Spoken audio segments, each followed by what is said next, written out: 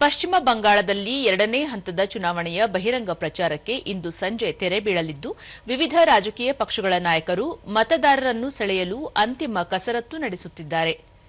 ಬರಾಕ್ಪುರದಲ್ಲಿ BJP ಹಿರಿಯ ನಾಯಕ ಹಾಗೂ ಪ್ರಧಾನಿ ನರೇಂದ್ರ ಮೋದಿ ಸಾರ್ವಜನಿಕ ಸಭೆ ಉದ್ದೇಶಿಸಿ, ಬಿಜೆಪಿ ನೇತೃತ್ವದ ಸರ್ಕಾರ ಅಧಿಕಾರಕ್ಕೆ ಬರುವುದು ನಿಶ್ಚಿತವಾಗಿದ್ದು, 5 ಪ್ರಮುಖ ಉದ್ಯೋಗಾಧಾರಿತ ಉಪಕ್ರಮಗಳನ್ನು ಜಾರಿ ಮಾಡಲಾಗುವುದು.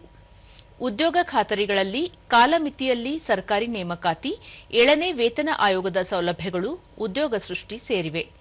ಉದ್ಯೋಗ ನೇಮಕಾತಿಗೆ ಪಾರದರ್ಶಕ ಪ್ರಕ್ರಿಯೆಗಳನ್ನು ಅನುಸರಿಸಲಾಗುವುದು. ಸರ್ಕಾರಿ ನೌಕರರು ಯಾವುದೇ ಭಯವಿಲ್ಲದೆ ಕರ್ತವ್ಯ ನಿರ್ವಹಿಸಲು ಅವಕಾಶ ಮಾಡಿಕೊಡಲಾಗುವುದು. ಗ್ರಾಮೀಣ ಪ್ರದೇಶಗಳಲ್ಲಿ 125 ದಿನ ಉದ್ಯೋಗ ಖಾತರಿ ಒದಗಿಸಲಾಗುವುದು. ಅಲ್ಲದೆ ವಿಬಿ ಜೀರಾಮ್ಜಿ ಕಾನೂನನ್ನು ಅನುಷ್ಠಾನಗೊಳಿಸಲಾಗುವುದು. ಸರ್ಕಾರಿ ಉದ್ಯೋಗಗಳಲ್ಲಿ ಮಹಿಳೆಯರಿಗೆ 33% ಮೀಸಲಾತಿ ಒದಗಿಸಲಾಗುವುದು ಎಂದರು. ಪಶ್ಚಿಮ ಬಂಗಾಳ ಜನರು ಬದಲಾವಣೆಗೆ ನಿರ್ಣಯಿಸಿದ್ದು, ನೆರೆಯ ಬಿಹಾರ, ಒಡಿಶಾ ರಾಜ್ಯಗಳಂತೆ ಪಶ್ಚಿಮ ಬಂಗಾಳದಲ್ಲಿಯೂ ಕಮಲ ಅರಳಲಿದೆ.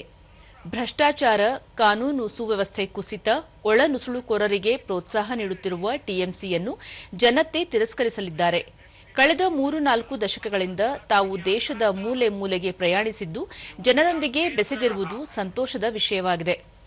ರಾಜಕೀಯ ಪ್ರವೇಶಿಸಿ ಬಿಜೆಪಿ ಸೇರಿದ ನಂತರ ಪಕ್ಷ ಸೂಚಿಸಿದ ಯಾವುದೇ ಕಾರ್ಯವನ್ನು ನಿರ್ವಹಿಸಿದ್ದು, ಚುನಾವಣಾ ಜವಾಬ್ದಾರಿಗಳು ಇದರ ಒಂದು ಭಾಗವಾಗಿದೆ ಎಂದರು.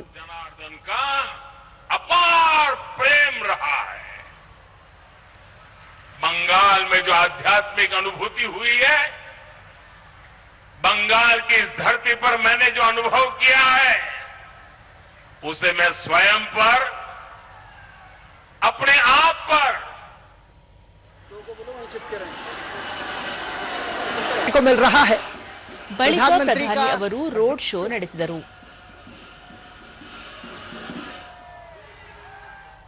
किया जा रहा है जैसे ही वो 2 दिन के दौरे के दौरान प्रधानमंत्री नरेंद्र मोदी करेंगे और सिक्किम की विकास को एक नई रफ्तार मिले है अभिवादन स्वीकार करने का. और आप देखिए कि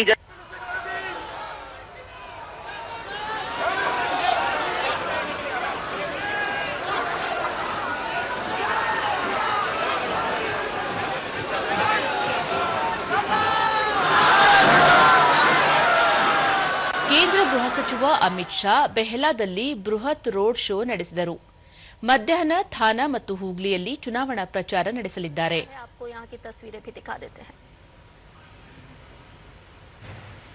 ಕಲ್ಯಾಣಿಯಲ್ಲಿ ಯೋಗಿ ಆದಿತ್ಯನಾಥ್ ರೋಡ್ ಶೋ ನಡೆಸಿದರು. प्रचार किया जा रहा है. रोड शो की तस्वीरें आप देख रहे हैं. उत्तर प्रदेश के मुख्यमंत्री योगी आदित्यनाथ भी पश्चिम बंगाल में हैं. ತೃಣಮೂಲ ಕಾಂಗ್ರೆಸ್ ನಾಯಕಿ ಹಾಗೂ ಮುಖ್ಯಮಂತ್ರಿ ಮಮತಾ ಬ್ಯಾನರ್ಜಿ ವಿವಿಧ ಕಡೆಗಳಲ್ಲಿಂದು ಪಕ್ಷದ ಅಭ್ಯರ್ಥಿಗಳ ಪರ ಪ್ರಚಾರ ಕೈಗೊಂಡಿದ್ದಾರೆ.